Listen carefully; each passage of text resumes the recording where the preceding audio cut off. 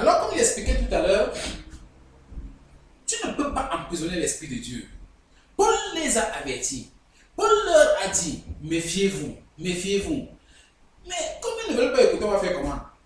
Dieu inspire ses leaders, il inspire ses serviteurs pour avertir son peuple. Mais il y a quelque chose de curieux ici. Dieu sait qu'ils vont partir faire la chute. Dieu connaît qu'ils vont passer par Malte. Il révèle ça à Paul par son esprit. Mais comme Paul sait que ces gens-là, si je leur dis que portez-moi, allez me déposer à Malte pour qu'ils prêchent l'évangile, on va dire prisonnier, un fou comme toi. Tu ne sais même pas si on peut te tuer ici. Mais qu'est-ce qu'il fait? Il leur dit seulement que ne partez pas là-bas. Oh. Ne partez pas là où vous êtes en train de partir là. Les gars ne veulent rien comprendre. On le regarde, on le méprise. Qui est Paul? Qui est celui-ci? Ils ne savent pas que c'est Paul qui me tient. Il est celui qui gère leur vie dans ce bateau. Pourtant, il les avertit quand même. Que là où vous partez, là, vous n'allez pas arriver. Mais pourquoi Dieu a permis cela? Pour les préparer à croire que lui, il est Dieu. C'est comme ça que Paul les avertit. Pourquoi? Parce que l'onction de Dieu ne peut pas être emprisonné. Paul était prisonnier dans les chaînes physiques, mais dans l'esprit, il était ouvert. Dans l'esprit, il était libre. C'est pour ça que Dieu pouvait se révéler à lui dans son esprit et lui dire des choses cachées. C'est pour ça qu'il pouvait leur dire, méfiez-vous, on ne va pas voyager sans problème. On va perdre tout dans ce voyage-ci. Mais ils n'ont pas écouté. Et ils sont partis dans les problèmes dans lesquels ils se sont retrouvés. Et nous voyons un exemple d'une scène pareille. Quand tu portes l'esprit de Dieu, quel que soit là où tu te trouves, c'est l'endroit là qui est dans les problèmes. Quel que soit là où tu te trouves, tu crées des problèmes aux autres. Si toi-même tu ne te crées pas de problèmes à toi. Nous regardons une histoire dans le livre de 1 Samuel 5, verset 1 à 12. Une histoire pathétique.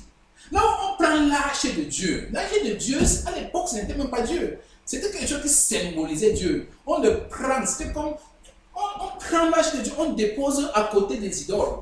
C'est l'arche qui fait tomber les idoles, les têtes se coupent de l'autre côté, à gauche, à droite, partout. Parce que l'onction, tout ce qui porte le nom de Dieu a une certaine onction. Donc toi qui portes le nom de Dieu, dans le voyage que tu es en train de faire, ce voyage va te créer des problèmes parce que Dieu est en toi. C'est mieux de ne même pas avoir Dieu en toi et de t'engager dans certains problèmes que d'avoir Dieu en toi et de t'engager dans des problèmes que tu ne peux pas maîtriser. Parce que quand tu as Dieu en toi, tu es obligé de fonctionner comme Dieu veut. Parce que l'onction de Dieu qui est en toi, Dieu est jaloux de cette onction. Et il est capable de tout faire pour te faire rester dans cette onction-là.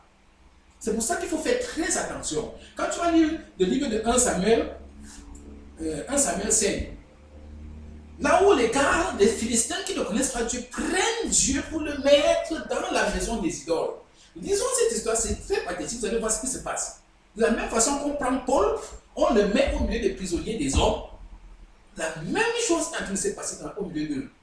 L'onction de Dieu va s'élever. L'onction de Dieu va s'élever et ce sera très grave. On dit les Philistins prirent l'arche de Dieu et ils la transportèrent d'Ebenezer à Asdod. Après s'être emparés de l'arche de Dieu, les Philistins la firent entrer dans la maison de Dagon. Dagon, c'est leur Dieu. Et ils le placèrent à côté de Dagon. Le lendemain, les Asdoniens, qui s'étaient levés de bon matin, trouvèrent Dagon étendu, la face contre terre, devant l'arche de l'Éternel. Ils prirent Dagon et le remit à sa place. Le lendemain encore, s'étant levé de bon matin, ils trouvaient Dagon étendu, la face contre terre, devant l'arche de l'Éternel. La tête de Dagon et ses deux mains étaient abattues sur le seuil. Et il ne lui restait que le tronc. Écoute mon frère, écoute ma soeur. Ça, c'est quelque chose de très dangereux. Est-ce que tu sais que toi, enfant de Dieu, tu es capable de tuer les gens qui sont autour de toi sans le savoir? C'est-à-dire que les gens qui te prennent, ils disent que j'ai pris l'enfant de Dieu qui est dans ma maison. Je suis en train d'utiliser l'enfant de Dieu qui est dans ma maison. Mon Dieu. Est-ce que tu sais que tu es là, tu es comme de poison dans la vie de ces personnes qui t'ont pris en otage? Parce que Dieu en toi va faire qu'ils vont mourir. Ils vont se casser la tête. Parce que la présence de Dieu dans ce genre d'environnement va faire que les problèmes qui vont arriver dans les choses sera terrible. Toi, enfant de Dieu, tu te retrouves dans une boîte de nuit. Ah! Quand l'onction de Dieu qui est en toi va devenir jalouse de l'endroit là où tu te trouves, mon frère, on ne va pas te dire. Ce sera la catastrophe partout. La catastrophe de tous les côtés. Parce que l'Esprit de Dieu, Dieu est jaloux de son esprit. Dieu est jaloux de son onction qui est en toi. Dieu est vraiment jaloux de nous. Donc de la même façon, je suis en train de dire, on prend Dieu, on le met au côté des idoles. La présence de Dieu à côté des idoles, ça a déclenché un phénomène que les gars ne veulent plus comprendre. Les Philistins étaient dans des problèmes. De la même façon, la Bible dit que qu'est-ce qu'il y a? Est-ce qu'il y a un rapport entre les ténèbres et la lumière? Tu es enfant de Dieu, il y a un certain endroit que tu es supposé être pour que Dieu soit en conformité avec son milieu. Mais quand tu prends Dieu qui est en toi, tu peux le balader dans les endroits de prostitution, tu peux le balader dans les endroits d'ivrognerie, tu peux balader Dieu dans les endroits où ça ne va pas le glorifier. Dieu va devenir un problème pour les gens vers qui tu vas partir. Au lieu d'être un parfum de bonne odeur vers les gens vers qui tu pars, tu vas être un parfum qui porte la mort. Voilà un exemple que nous sommes en train de dire maintenant. Le matin, la main de l'Éternel s'appesantissait sur les Astoniens et il mit la désolation parmi eux. Il mit la désolation parmi eux. Il les frappa d'hémorroïdes à Asdod et dans son territoire. Voyant qu'il en était ainsi, les gens d'Asdod dirent, l'arche du Dieu d'Israël ne restera pas chez nous, car il appesantit sa main sur nous et sur Dagon, notre Dieu. Et il fit chercher et assembler auprès de tous les princes des Philistins, et il dit, que ferons-nous de l'arche du Dieu d'Israël? Les princes répondirent, que l'on transporte à Gath l'arche du Dieu d'Israël. Et l'on y transporta l'arche du Dieu d'Israël, mais après qu'elle eut été transportée, la main de l'Éternel fut sur la ville. Et une très grande consternation. Il frappa les gens de la ville depuis le petit jusqu'au grand. Et ils eurent une éruption d'hémorroïdes. Alors ils envoyaient l'arche de Dieu à Écron. Lorsque l'arche de Dieu entra dans Écron, les Écroniens poussaient des cris et dirent, en disant, on a transporté chez nous l'arche du Dieu d'Israël pour nous faire mourir, nous et notre peuple. Et il fit chercher et assembler tous les princes des Philistins, et il dit, renvoyez l'arche de Dieu d'Israël, qu'elle retourne en son lieu, et qu'elle ne nous fasse pas mourir, nous et notre peuple. Car il y avait dans toute la ville une terreur mortelle. La main de Dieu s'y apesantissait fortement. Les gens qui ne mouraient pas étaient frappés d'hémorroïdes et les cris de la ville montaient jusqu'au ciel. Écoutez-moi cet épisode. Toi, avec l'onction de Dieu qui est sur toi, tu te retrouves rien qu'en se retrouvant quelque part là où Dieu n'est pas. Mon frère, si c'est eux qui t'ont pris de force, ils vont mourir. C'est ce que la Bible est en train de dire ici là. Parce qu'ils avaient pris l'arche de Dieu par force. La conséquence, c'est que la mort était en train de les frapper. C'est pour ça que quand on voit quelqu'un en train de s'aventurer chez un enfant de Dieu, on dit méfie-toi. Tu ne veux pas un enfant de Dieu, réfléchis très bien. Les gens là, ils n'ont même pas besoin de prier pour que tu sois dans le problème.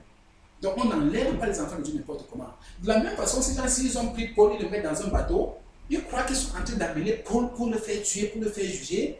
Mais quand la tornade est en train de tourner là-bas dedans, les gars ont perdu espoir. Ils ont perdu espoir, ils ne savaient plus là où mettre la tête. Mais Paul leur avait dit. Il leur avait dit. Et ils savaient qu'il était leur seule assurance vie. De la même façon, nous, dans nos projets, il faut faire très attention avec qui nous marchons. Parce que nous serons un parfum de mort pour les gens vers qui nous serons en train de partir. La Bible dit que l'arche de l'Éternel fut 7 mois dans le pays des Philistins. Et les Philistins appelaient les prêtres et les devins. Et ils dirent, que ferons-nous de l'arche de l'Éternel? Faites-nous connaître de quelle manière nous devons la renvoyer en son lieu. Il répondit, si vous renvoyez l'arche de Dieu d'Israël, ne la renvoyez point à vie, mais faites à Dieu un sacrifice de culpabilité. Alors vous guérirez, et vous saurez pourquoi sa main ne s'est pas retirée au-dessus de vous. Regardez-moi ça. Donc finalement, quand toi, mon Dieu, il te prête en otage, il te met quelque part, pour qu'il te libère, il faut qu'il te donne encore de l'argent. Il faut qu'il te donne un sacrifice de culpabilité. Le peuple d'Israël a fait 440 ans en Égypte. En sortant, ils ont donné de l'or. Ils ont donné des présents. C'est ce que Dieu a dit ici là. Ils croient qu'ils t'ont pris en captivité. Tu es enfant de Dieu. Va agir en captivité. Quand tu vas ressortir là-bas, tu vas ressortir étant riche. C'est ce que la Bible a nous dit. Parce qu'ils ont pris en captivité quelque chose qui était sacré. Ta vie est sacrée en tant qu'enfant de Dieu. Parce que ta vie appartient à Dieu. Et aussi ce monde, il faut qu'ils apprennent quelque chose au grand 6. Fais attention à ta cargaison. Il faut faire très très attention à ta cargaison. Les gens du monde, il faut qu'ils comprennent ça. Ils ont mis un pôle dans leur cargaison, sans savoir qui est ce pôle. De la même façon, ils vont nous prendre sans savoir. Ils ne sont pas conscients de qui nous sommes. Ils nous prennent à la légère n'importe comment. Tu vas voir un gars du monde là dehors, il voit une fille dans la maison de Dieu, dit que non, celle-là, je vais prendre, je vais l'épouser. Je vais la flasher avec les dos, je vais la flasher avec la jambe.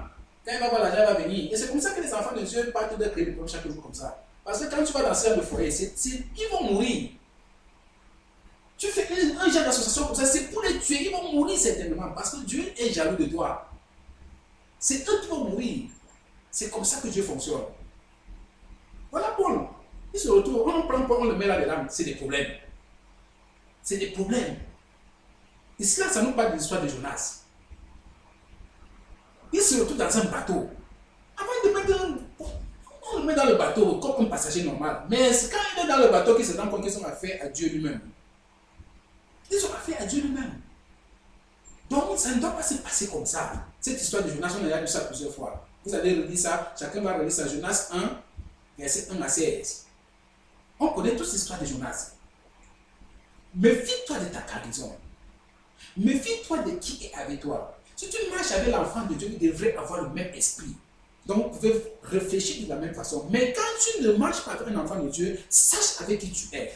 Et quand tu sais avec qui tu es, si ce n'est pas un enfant de Dieu, il n'y a pas 3 maîtres. Le deuxième maître, c'est le diable. Et quand tu marches avec le maître, avec le diable, il faut faire très attention. La Bible dit que nous n'ignorons pas les ruses du diable. Parce que si le diable marche avec toi, ce n'est pas pour te dire bonjour. Il cherche un moyen pour te frapper une seule fois. Il ne va pas te taper un peu seulement. Au fait, quand il est avec toi, comme j'ai réfléchi avec mon ami l'autre jour, il te nourrit seulement pour que tu grandisses bien. Parce que le diable ne mange pas les petits poussins. Le petit poussin n'a pas de viande. Il va te nourrir jusqu'à ce que tu sois bien fort. Quand tu es bien fort, bien costaud, là, quand il te prend, il te mange, quand il est en train de découper ta cuisse, il est content parce que non, j'ai bien engraissé l'autre ici, il peut bien manger l'autre ici. C'est comme ça que le diable fonctionne. C'est comme ça que tu vas voir quelqu'un qui marche avec le diable va faire comme s'il n'est pas venu. Il lui donne ses membres. Il lui donne ses membres. On attend sur les affaires que les gens sont dans les sectes, dans la sorcellerie. Dans la secte, on fait comment? Tu viens, on te donne, on dit qu'on t'a donné la voiture, on t'a donné ceci, c'est pour t'engraisser.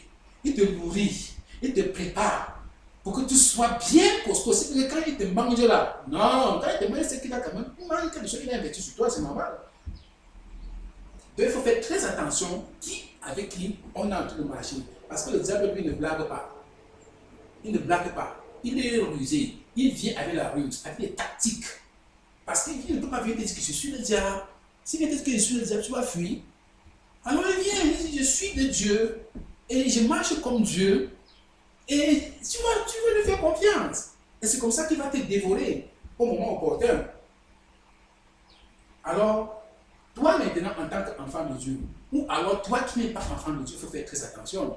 Dans ce genre de parcours, dans ce genre de projet dans lequel tu t'es embarqué, tu t'es engagé dans un projet, tu t'es engagé dans une but, tu t'es engagé dans n'importe quoi, il faut que tu saches quelque chose. Si Dieu n'est pas dans ce projet, ça veut dire que Dieu va faire briser ce projet, mais il va te faire arriver là où tu voulais pour sa gloire. Il va te faire y arriver selon ses thèmes, pas selon tes thèmes.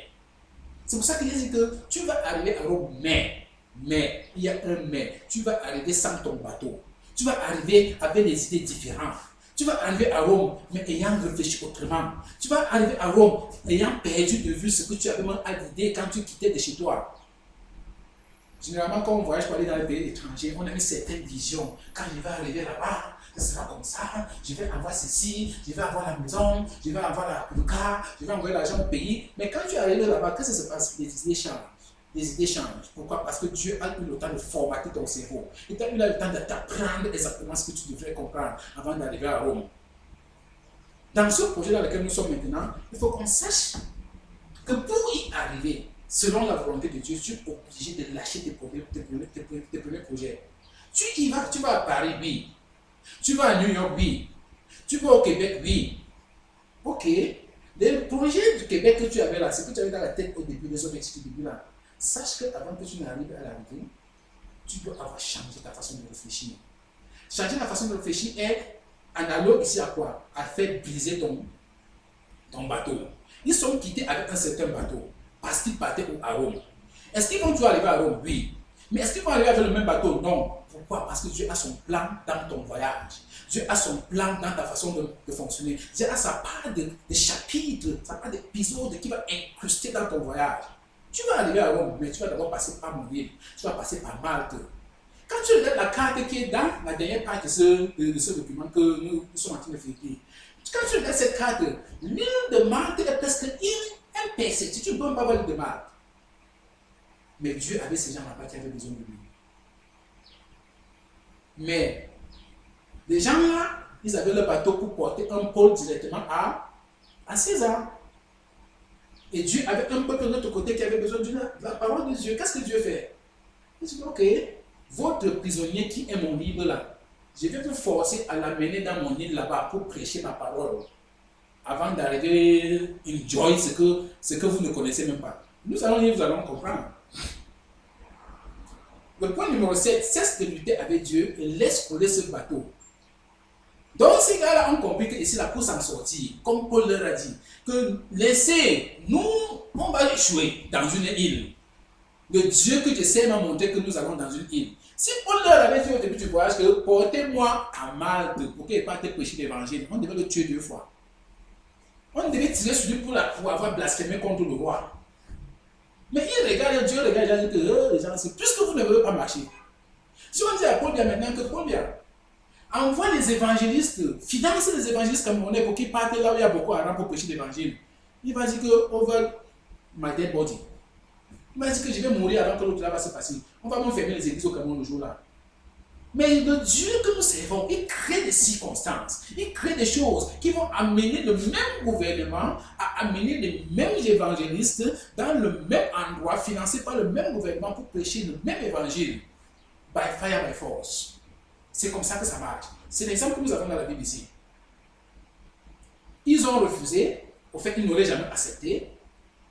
Et maintenant, Dieu fait des choses, le bateau doit couler. Les vents contraires se lèvent, le tourbillon arrive,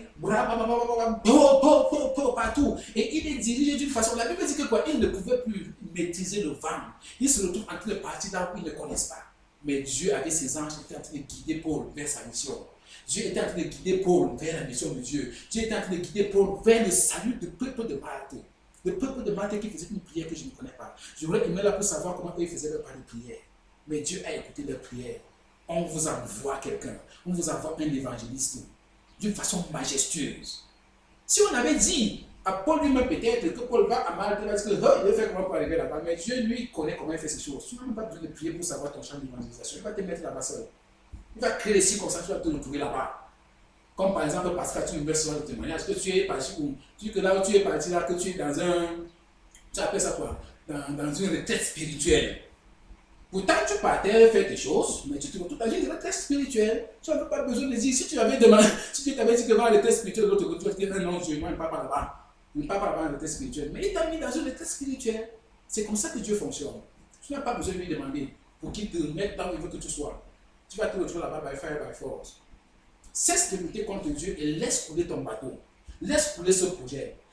Abandonne ce projet. Parce que Dieu a son projet quelque part. Tu veux arriver là où tu vas arriver. Tu veux te marier. Oui, tu vas te marier, mais selon les termes de Dieu. Selon le canevas de Dieu. Tu vas avoir un enfant, oui, selon le canevas de Dieu. Ne me dis pas avoir l'emploi, oui, mais selon le canevas de Dieu. Ton projet de travail, là, oui, il connaît. Mais selon son canevas. Pas selon ta part. Parce que si tu te donnes ça selon ta part, tu vas soulever, tu vas marcher des pieds en l'air, la tête en bas. Parce que tu seras tellement fort. Parce que tu vas dire que j'étais béni. On ne va même plus savoir, on va poser des pieds avec toi. C'est ce que Dieu a en train de dire. Donc c'est pour ça que ce projet dans lequel tu es maintenant, est-ce que ça va s'accomplir? Oui. Mais avec qui? Dieu le sait. Quand? Dieu le sait. Ça va quand même s'accomplir, mais tu vas d'abord faire les souhaits de Dieu. Parce qu'il faut que tu passes par ton île.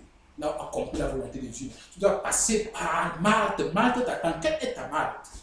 La Malte, chacun a sa part de Malte. L'île de Malte nous attend tous. Tant que nous ne passons pas par Malte, on ne va pas arriver à Rome. Tout chemin mène à Rome. Mais pas de Rome sans Malte. Il faut passer par Malte. Absolument. Et la parole de Dieu nous le prouve. Proverbe 21, 30 dit, il n'y a ni sagesse, ni intelligence, ni conseil en face de l'Éternel. Donc quand on va pouvoir, parfois, nous, comment nous sommes fâchés de Dieu, je ris seulement. Et que nous nous fâchons contre quelqu'un qu'on ne peut pas voir. Nous sommes fous. Ça, c'est la folie. Pourquoi ce tumulte parmi les nations? C'est vaine pensée parmi les peuples. Pourquoi les rois de la terre se soulèvent-ils et les princes se liguent-ils contre l'Éternel et contre son nom? Pourquoi? On s'embrouille pour rien, on perd notre souffle pour rien. Qui peut combattre contre Dieu?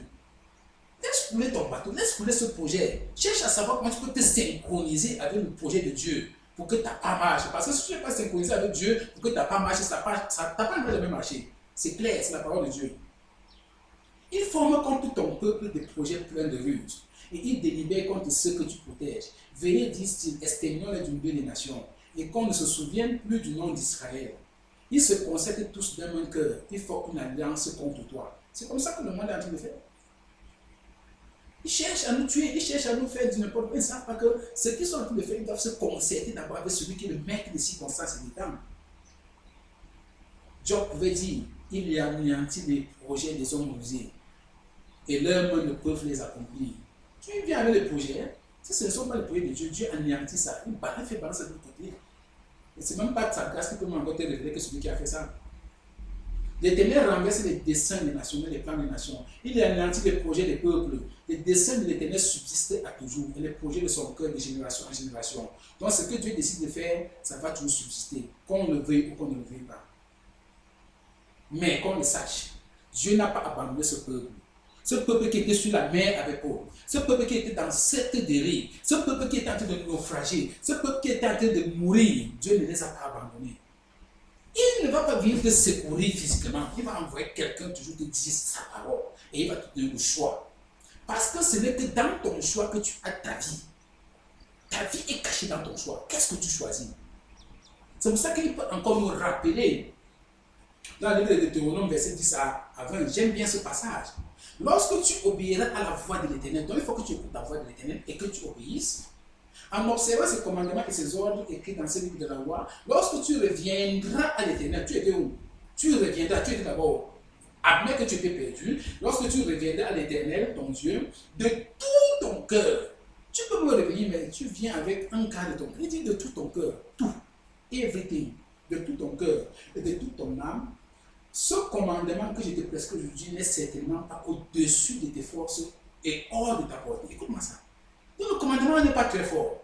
Il dit quoi? Il n'est pas dans le ciel pour que tu dises qu'il montera au ciel pour nous et nous l'ira chercher. Qui nous le fera entendre afin que nous le mettions en pratique. Le commandement de Dieu n'est pas loin. Ce n'est pas au ciel, mon ami. Ce n'est pas moi qui ai écrit ça. J'aime bien ce verset. Il n'est pas de l'autre côté de la mer pour que tu dises qui passera pour nous de l'autre côté de la mer et nous l'ira chercher. Qui nous le fera entendre afin que nous le mettions en pratique. C'est une chose au contraire qui est tout près de toi, dans ta bouche et dans ton cœur, afin que tu la mettes en pratique. Vois, je mets aujourd'hui au devant de toi la vie et le bien, la mort et le mal. Car je te prescris aujourd'hui d'aimer l'Éternel ton Dieu, de marcher dans ses voies et d'observer ses commandements, ses lois et ses ordonnances, afin que tu vives et que tu multiplies. Et que l'Éternel ton Dieu te bénisse dans le pays que tu vas entrer en possession. Mais si ton cœur se détourne, si tu n'obéis point, si tu te laisses entraîner à te procéder devant d'autres dieux et à les servir, je vous déclare aujourd'hui que vous périrez. Que vous ne prolongerez point vos jours dans le pays dont vous allez entrer en possession après avoir passé le Jourdain. J'en prends aujourd'hui à témoin contre vous le ciel et la terre. J'ai mis devant toi la vie et la mort, la bénédiction et la malédiction. Choisis la vie afin que tu vives. La plus grande, la chose la plus dangereuse que Dieu nous a donné, le choix. La plus dangereuse des choses que Dieu nous a donné, c'est de choisir. Parce que nous avons choisi de ne pas le choisir. Choisis la vie afin que tu vives. Toi et ta postérité, pour aimer l'Éternel ton Dieu, pour obéir à sa voix et pour t'attacher à lui, car de cela dépendent ta vie et la prolongation de tes jours. C'est ainsi que tu pourras demeurer dans le pays que l'Éternel a juré de donner à tes pères, Abraham, Isaac et Jacob. Tu te rends compte? Paul leur a donné le choix. Malgré tout ce qui s'est passé ici, mes frères, la seule façon de suivre, faites comme je vous dis, choisissez. Choisissez. Balancez ces choses-là. Prenez un peu manger, prenez un peu de force. Mais choisissez. Moi, je ne suis que là pour vous dire de Dieu que j'essaie m'a révélé que c'est comme ça que ça va se passer. Mais choisissez. Ils avaient la vie et la mort entre leurs mains. D'abord, ils n'avaient même pas le choix. Les tempêtes qui sont en train de faire boum de l'autre côté. La mourir partout. Mais Paul réussit à leur dire, écoutez ma voix. Ça dépend de vous. Ça dépend de moi, ça dépend de toi. Dieu a envoyé sa parole, il a envoyé ses prophètes, il a envoyé ses enseignants, il a envoyé son corps pour te soutenir, pour te dire la vérité, pour te dire comment tu vas marcher dans ton trajet. Mais la décision dépend de toi. Tout dépend de toi. Rien ne dépend plus de Dieu. Pourquoi? Paul leur a dit, aujourd'hui, il leur a encore dit dans ce bateau qu'aujourd'hui, Dieu m'a révélé, Dieu me dit ceci. Choisissez. Aujourd'hui. C'est pour ça que Jésus ici que aujourd'hui n'est pas éternel. C'est pour ça que Dieu revient aujourd'hui encore, comme il l'a dit longtemps aujourd'hui. Jésus, on ne sait pas quand il va arriver, il peut arriver n'importe quand. C'est pour ça qu'aujourd'hui peut être trop tard. Aujourd'hui n'est pas éternel. C'est pour ça que la Bible dit dans Hébreux 3, verset 7 à 19, c'est pourquoi le Saint-Esprit dit aujourd'hui, si vous entendez sa voix, n'endurcissez pas vos cœurs, comme lors de la révolte. Lisez ce passage totalement. Il repart jusqu'à Hébreux 4 pour dire la même chose. Craignons donc, tandis que la promesse d'entrer dans son royaume subsiste encore, qu'aucun de vous ne paraisse être venu trop tard. Il reprend et dit, aujourd'hui, si vous entendez sa voix, n'endurcissez pas votre cœur. Dieu est sérieux. Il te donne le privilège qu'aujourd'hui, tu écoutes encore sa parole et que tu aies l'occasion de te repentir, de fondre en l'âme et de dire, Seigneur, pardonne-moi. Aujourd'hui. Mais ce qu'aujourd'hui n'est pas éternel, tu n'es pas sûr qu'aujourd'hui aura lieu demain. Il te donne l'occasion aujourd'hui de te repentir parce que demain, tu n'es pas sûr que tu seras encore là pour te repentir. C'est comme ça qu'il me donne l'occasion aujourd'hui d'écouter sa voix et de me rendre compte que j'étais hors sujet, qu'il était hors de sa voix. Pourquoi? Parce qu'il sait que le diable rôde. Il cherche qui dévorer. C'est pour ça qu'il te dit que ton opportunité c'est aujourd'hui parce que demain là c'est le diable qui va te rappeler. C'est pour ça que le grand 10 me dit ici, Satan ne se repentira jamais. Si tu attends que Satan peut se repentir, et là vous pourrez un peu vous organiser pour faire quelque chose, Satan ne va jamais se repentir. La Bible est claire là-dedans. Regardez comment on réussit quand même à trouver une langue de terre ici, dans notre parcours. C'est là où les soldats disent qu'ils s'arrangent qu'il faut qu'on tue les prisonniers. Le même prisonnier qui leur a sauvé la vie, le même prisonnier qui leur a dit que voilà ce qui va se passer, ça s'est passé comme il a dit. Le diable était stratégique. Qu'est-ce qui se passe ici?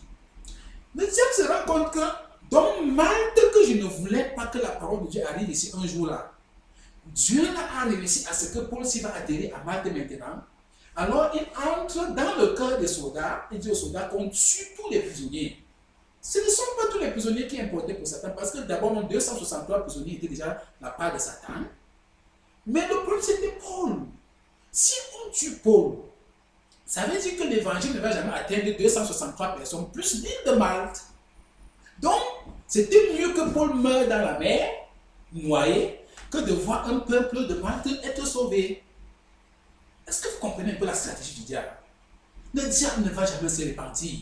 Heureusement que Dieu a aussi suscité quelqu'un comme le centenier qui ne voulait pas que Paul meure. De la même façon qu'il a suscité Cyrus aussi pour construire les murs de Jérusalem. Il va toujours prendre un païen quelque part pour défendre la cause de ses enfants d'une façon miraculeuse. C'est comme ça que Paul n'a pas pu être tué. Pourquoi? Parce que le diable cherchait sa vie. Il dit que si je tue Paul aussi, les gens de Malte ne vont jamais écouter l'évangile.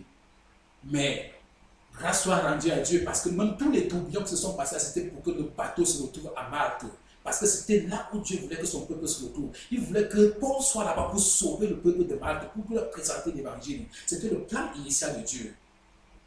Mais nul n'avait su cela. Paul savait cela.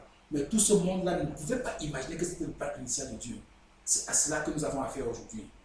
Donc Dieu, dans ton projet que tu as, il va te balancer à gauche à droite. Il va faire, ça va échouer à gauche, faire ce qu'il va en train de faire. Mais l'objectif, c'était, il est en train de te parler, il veut te conduire dans une île perdue quelque part pour te faire arriver là où tu vas arriver. Mais tu dis que cette île est trop cachée pour que tu y ailles. Il va créer le tourbillon dans la mer pour que tu te retrouves dans cette île by fire, by force. Et quand tu te retrouves là-bas, tu as compris sa volonté et il pourra te permettre d'arriver dans ton Rome. Tout chemin mène à Rome. Mais tu ne vas pas arriver à Rome sans passer par Malte. C'est impossible. Parce que si tu arrives à Rome sans passer par Malte, tu ne vas pas reconnaître le Dieu qui t'a fait traverser cela. C'est ainsi que, comme je disais, Satan ne va jamais se repentir. Et Jésus nous l'a prouvé. Si le voleur ne vient que pour dérober, égorger et détruire, moi je suis venu afin que les brebis aient la vie et qu'ils nous aient en abondance. C'est Jésus qui parle. Satan que vous voyez, il ne va jamais aller de bon. C'est ce qu'il est en train de nous dire ici. Celui qui pêche est du diable, quand le diable pêche dès le commencement. Le Fils de Dieu a paru afin de détruire les œuvres du diable. C'est toujours Jésus qui nous parle comme ça. C'est Jean qui nous dit comme ça de la part de Jésus.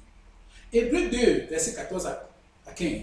Ainsi donc, puisque les enfants participent à la chair et au sang, il a également participé afin que par la mort, il anéantisse celui qui a la puissance de la mort, c'est-à-dire le diable, et qui délivra tous ceux qui, par crainte de la mort, étaient toute leur vie retenus dans la servitude. Satan a été défait et il ne va jamais se repentir. Il a déjà bu sa coupe. Ça ne vaut pas la peine que Satan te manque aujourd'hui avec n'importe quoi, que je vais te donner le ciel, je vais te donner la terre, je vais reformuler la terre sera mieux et je vais te donner ça. Ça, c'est un menteur. Son sort est scellé. C'est pour ça que Dieu va nous dire dans Romains 6, verset 20, que le Dieu de paix écrasera bientôt Satan sous vos pieds. Que la grâce du Seigneur Jésus-Christ soit avec vous.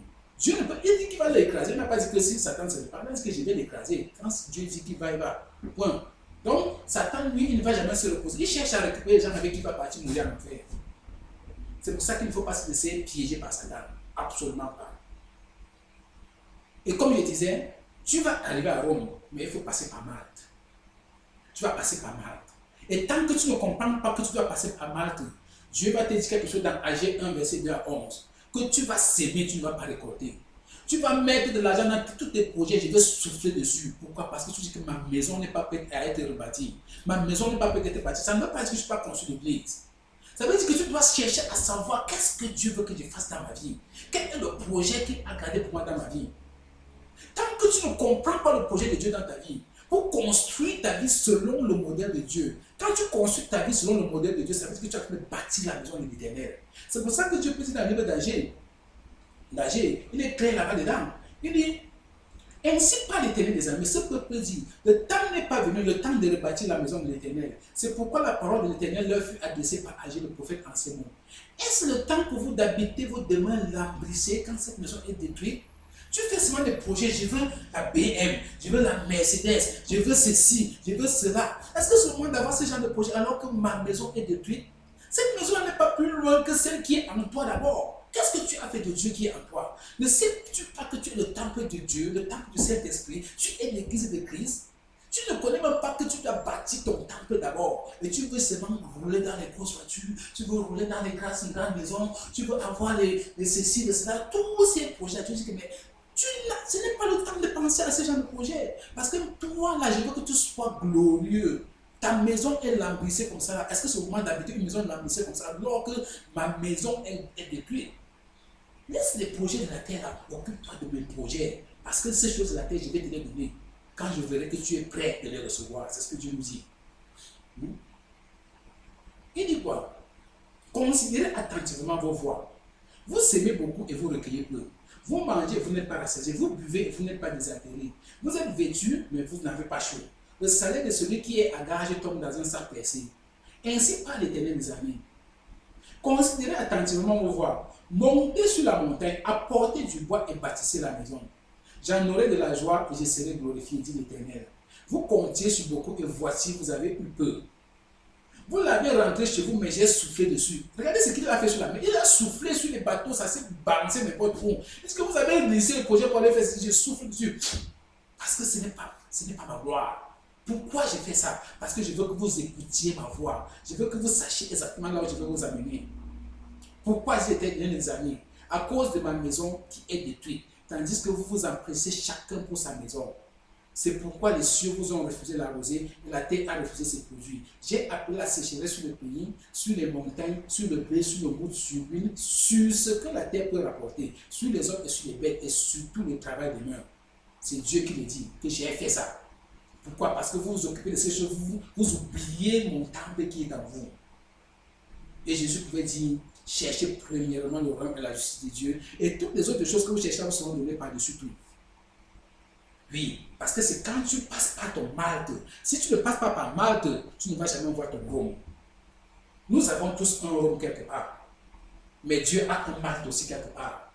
Et tu ne vas jamais arriver à Rome si tu ne pars pas d'abord faire le travail que tu as fait à Malte. C'est impossible, Dieu ne va pas te permettre ça. Si c'est ton père, il ne va pas te permettre cela.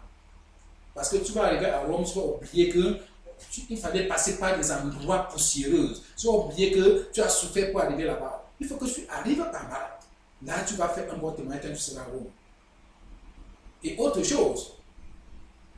Dieu, c'est lui qui agissait jusqu'alors. Mais il y a quelque chose qui se passe. Jésus, lui aussi, il veut agir dans ta vie. Mais comment agir dans ta vie? Il y a des moments où Dieu manifeste ta puissance. Il manifeste sa puissance pour t'amener là où il veut que tu sois.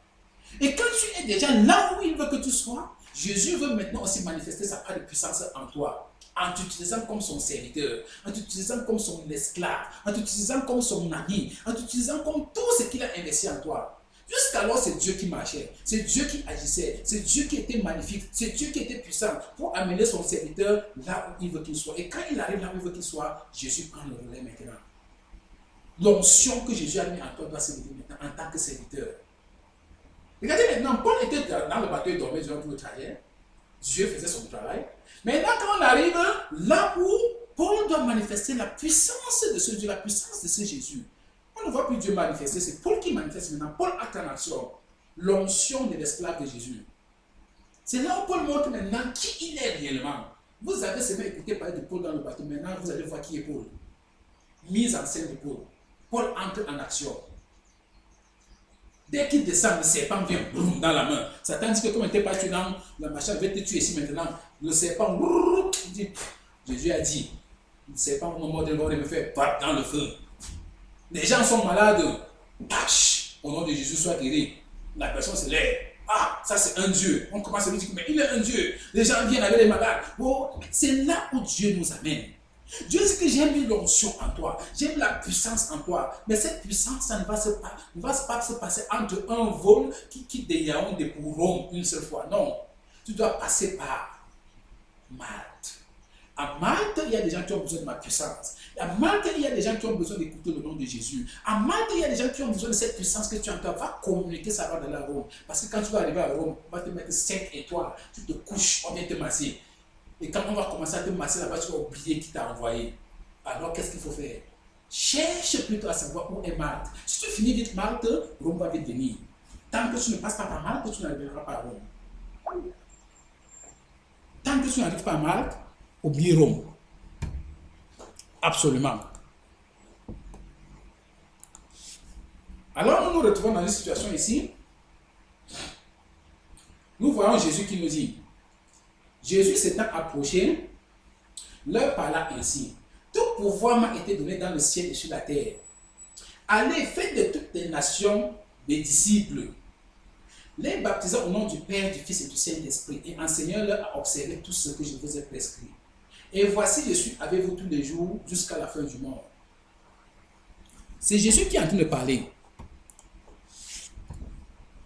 Jésus dit qu'il est avec nous. Il nous a formés, il nous a préparés. Il nous a préparés pour la mission de Malte. Il nous a préparés à partir communiquer la guérison, à partir communiquer la vie. Communiquer la vie aux gens qui en ont besoin. Il nous a préparés pour cela. Jésus a fait cela. Et maintenant, quand il est en train de repartir au Père, il nous dit, allez-y. Faites du monde entier des disciples en parlant des gens de Malte.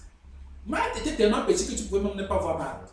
Mais c'est pour ça qu'il a fait tout pour que le bateau passe par Malte, parce que c'était pour accomplir ce verset. Il faut les baptiser au nom du Père, du Fils et du Saint-Esprit, et en les enseignant à observer tout ce que je vous ai prescrit. Donc Paul est parti à Malte enseigner.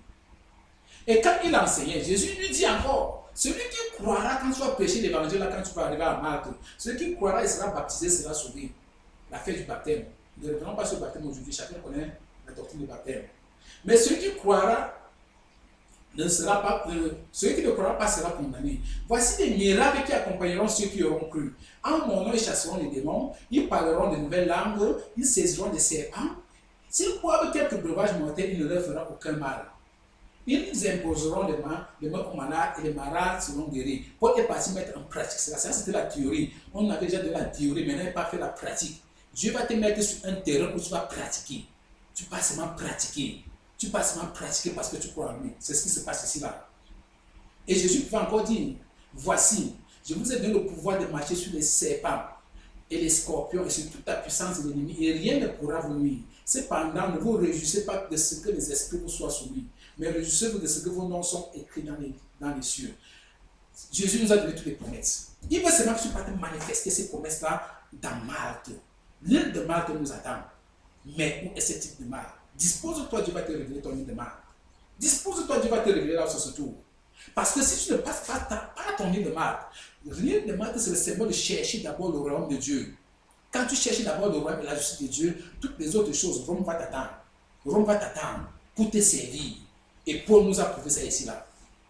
Paul partait à Rome pour faire quoi? Pour se faire juger. Il partait au tribunal. Il partait là-bas, mais c'est terrible. Il partait se faire juger, il partait au tribunal. Mais, avant même d'arriver là-bas, il y a quelque chose qui se passe. Malte. Jésus dit que cherchez premièrement le royaume de la justice de Dieu et toutes ces choses sont résolvues par-dessus tout. Tout ce qu'ils ont perdu dans le bateau, ils ont jeté les autres dans la mer. Tout était dans le bateau. Ils ont mis dans la mer les provisions et tout et tout. Mais maintenant, Paul arrive à Malte où il devient évangéliste, il devient apôtre, il prêche la parole de Dieu, il apporte la guérison, il apporte tout là où Dieu veut que nous soyons. Nous apportons tout ça et après, qu'est-ce qui se passe? La Bible dit qu'on leur a donné tout ce dont ils avaient besoin. Tout ce dont ils avaient besoin. J'imagine que ça devait être plus que la cargaison qu'ils avaient là-bas. C'est quand tu fais ça que Dieu te donne une bénédiction qui est digne de lui. Il te dit que tu as besoin de la voiture, voilà la voiture. Et tu as besoin de ceci, voilà cela. Ils ont tout eu à Malte. Tout parce qu'ils ont apporté une puissance qui n'était pas commune. Ils ont tout eu. Pourquoi? Parce qu'ils ont accompli la volonté de Dieu. Et j'imagine que les 283 personnes autres qui étaient dans le bateau ont été converties au Seigneur Jésus-Christ. Imagine un bateau rempli de 286 personnes en train de prêcher Jésus-Christ. Ça, c'est quelle puissance ça. Mais pour qu'ils écoutent cet évangile, il fallait qu'ils passent dans le naufrage. Il fallait qu'ils passent dans le ventre du poisson. Il fallait qu'ils passent dans tous ces problèmes. Parce qu'il y a des gens qui ne vont jamais croire tant qu'ils ne sont pas dans le ventre du poisson. Il y a des gens qui ne vont jamais croire tant qu'ils ne sont pas en train de recevoir des coups de poing. Il faut que Dieu les tabasse correctement pour qu'ils écoutent la parole de Dieu. C'est ce que nous avons vu ici. Donc nous avons un Paul qui finit l'évangile, il finit la mission, on l'honore, on le porte comme un roi, on lui donne tout ce dont il a besoin. Qu'est-ce que tu as perdu? Jésus dit que je te le redonne.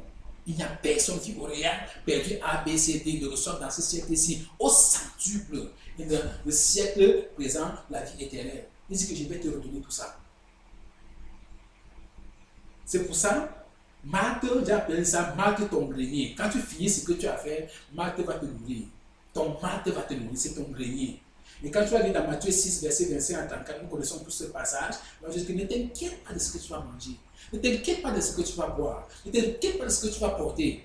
Parce que quand tu fais ma volonté, ça va venir seul. Je sais que tu en as besoin. Tu en as besoin. Tu veux la humeur. Je sais que tu en as besoin. Je vais te donner la humeur. Parce que si tu voulais d'abord acheter le 4x4 machin, ce n'est pas ça qui est bien pour toi, c'est la humeur. Dieu dit qu'il est capable. Fais ce qu'il te demande de faire. Et je vais te donner ce que tu n'as pas envie d'avoir. Je vais te donner ce que tu ne peux même pas rêver à voir. Il dit c'est des choses que les yeux n'ont pas vues. Le cœur n'a point conçu. Les choses qui ne sont pas montées dans votre cœur, c'est ça que Dieu réserve à ce qu'il aime. C'est de ça que Dieu nous parle ici. Pierre pouvait demander à Jésus, j'ai tout abandonné. Nous avons tout abandonné pour te suivre. Qu'est-ce qu'on va gagner dans ce business? Il dit que, Pierre, calme-toi. Il n'y a personne sur cette terre qui, ayant perdu X, Y, Z, ne reçoive A, B, C, D, au centuple façon, et dans le siècle à venir, la vie éternelle. C'est la vie. Nous avons mis ça dans le texte. Jésus dit que fais ce que je te demande de faire. Et la voie de Rome va être ouverte. La voie de ce projet va être ouverte. La voie de ces choses va être ouverte. Identifie ce que Dieu veut que tu fasses. Si tu fais ce que Dieu veut que tu fasses, la voie de Rome va s'ouvrir grandement et largement devant de toi. Parce que tu as accompli ce que Dieu veut que tu accomplisses. Quelle est ta marque? Quel est ton huile de marque? Et quand tu finis là-bas, voilà le miracle. Paul qui atterrit à Rome. Le voyage de Malte à Rome, ça s'est passé en quelques jours. Le même voyage qu'ils ont fait, les moyens n'ont pas pu achever. Quand ils ont fini, quelques jours ils sont arrivés, bam. Quand il arrive, où sont les gens qui accusaient Paul? Il arrive, les juifs disent qu'on n'a jamais reçu de plainte contre toi. Ah, tu venais au tribunal, non? Qui a jugé Paul? Personne.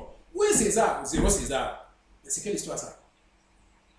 En plus, on regarde Paul, le gars est tellement loin qu'on lui donne un garde du corps. Regardez-moi ça. Tu arrives, tu quittais, on te donne visa étudiant. Mais arrive, tu deviens résident permanent avec garde du corps. Statut changé. Pourquoi? Parce que tu es le serviteur du Dieu vivant. Il change les situations. Où sont les accusateurs? Il n'y en a plus. Où est la prison? Il n'y en a pas. La Bible dit que Paul, on lui a donné, il louait une maison. Il a payé une maison en location 2 ans. Il a tué la dame. Mon frère, quelle gloire d'être le serviteur de Dieu vivant. Changement de statut. Bam. Paul.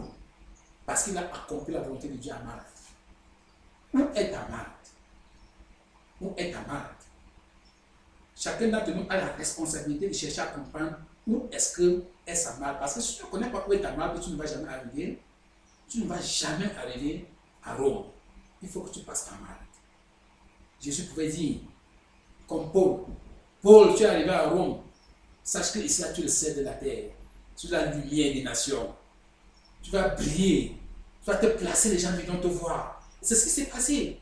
Lisons ça, vous allez voir. Paul s'est assis là-bas, les gens venaient chaque jour. Ceux qui venaient, ils prêchaient l'évangile publiquement. Ils prêchaient avec liberté. Ils prêchaient, rien ne pouvait l'arrêter. Parce qu'il avait accompli la volonté de Dieu. Nous aussi, si nous voulons arriver à ce niveau, que nous arrivons dans notre terre promise, et on commence à manifester la puissance et la gloire de Dieu chaque jour sans être interrompu, faisons comme Paul. Même si on nous amène dans les bateaux étrangers, n'ayez pas peur, tu dors, parce que tu sais que celui qui est en toi est plus grand que celui qui est dans le monde. Et comme on peut le voir dans le livre des Actes, à la fin du livre des Actes, la Bible dit que Paul prêchait d'une façon ouverte.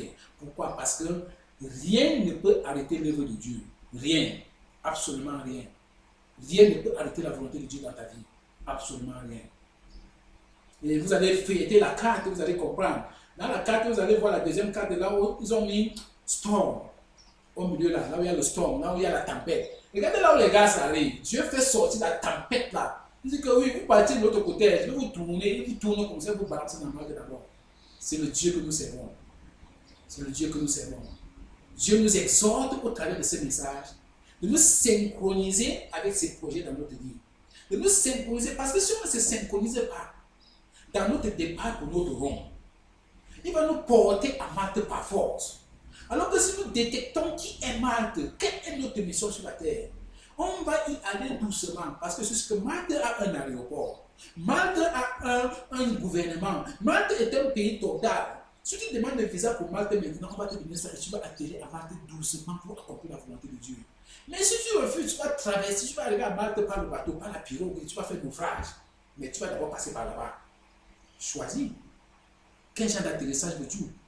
À Malte, tu vas atterrir, échouer par la mer, tu vas atterrir naufragé, ou bien tu vas atterrir dans un avion. Classe, business class. Ça t'atterrit à Malte, tu descends et tu fais la volonté de Dieu parce que tu es synchronisé avec ton Dieu. Cesse de te plaire. Cesse de poser des questions.